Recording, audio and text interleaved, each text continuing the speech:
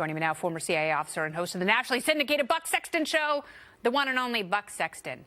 So let's tackle these one at a time. Rick Gates, charges dropped. What does this mean? I can't do any better than Witchhunt. I mean, that's really set the tone, I think, for all comment. Just an exclamation. Was it one exclamation? It should have been a few exclamations after it. But nonetheless, the reason that we're seeing this now is because Mueller wants to flip one guy on the other guy. This is classic. Anybody who's watched any cop show or they go and they talk to the prosecutors afterwards knows that this is how it works. You get one partner in the conspiracy, one partner in the crime to be the guy who flips on the other one.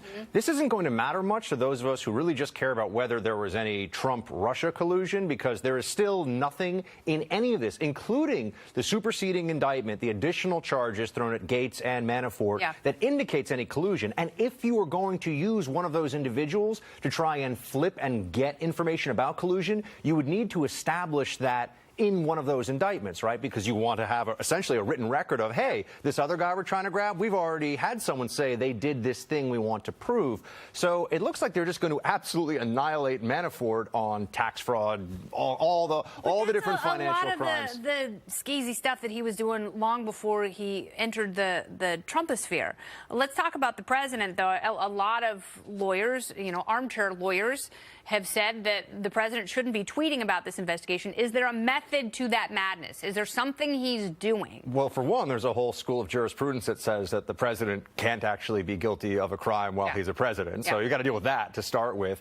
And I think that the president realizes that what we're seeing here... He can't be indicted, correct? He can't. I mean, some people say yes, some people say no, it hasn't happened. If he got removed from office, then he certainly could be. But impeachment is a completely separate process. Right. There'd be impeachment, then removal with the Senate. And by the way, that is never going to happen unless something completely... Not with these charges and the path that it appears that Mueller is... We're not even in the universe of that being possible with what we've seen so far. But I would say you've got a couple things happening here. One is that Trump recognizes that this is a political exercise. The whole Mueller probe, if they had the smoking gun evidence about collusion, if they had anything that actually would make people think, there was this Kremlin conspiracy, we would know about it by now. Sure. They've been looking at this for months and months. We've been talking about it for over a year nonstop in the media. What Mueller's doing is a very pernicious but common thing in bureaucracies where people that have power, who work for the government, feel like they got to justify the OT somehow. The overtime has to have some rationale behind it. And so that's why you see charge after charge brought for either process crimes, lying to the FBI, obstruction, or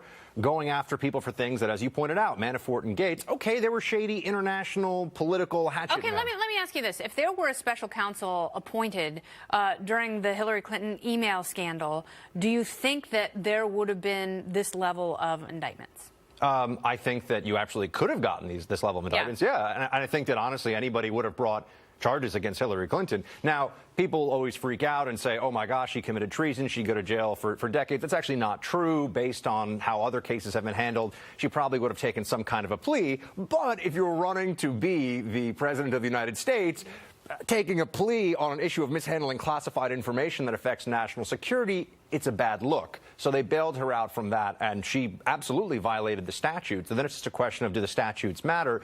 Now we're being told with the Manafort probe, pardon me, although it does feel like the Manafort probe, the Mueller probe, all the statutes matter. If you lie to the FBI, you're going away. If you did something shady with regard to some Ukrainian oligarch 10 years ago, you're going away. At the end of this, I think the biggest risk for the Trump administration, for Donald Trump specifically, is that there is some nasty political outcome for him. They say in some of Mueller's findings that, well, the president was close to obstruction even. They don't have to bring a charge. They just have to unearth things through the course of the investigation that look really bad for Trump. That could play in the midterms. It could certainly play in his reelection campaign. And I think Trump realizes that's what this whole thing's about. And then Hillary will be sitting on the sidelines going, I wasn't charged either, but it damaged me. Wiener.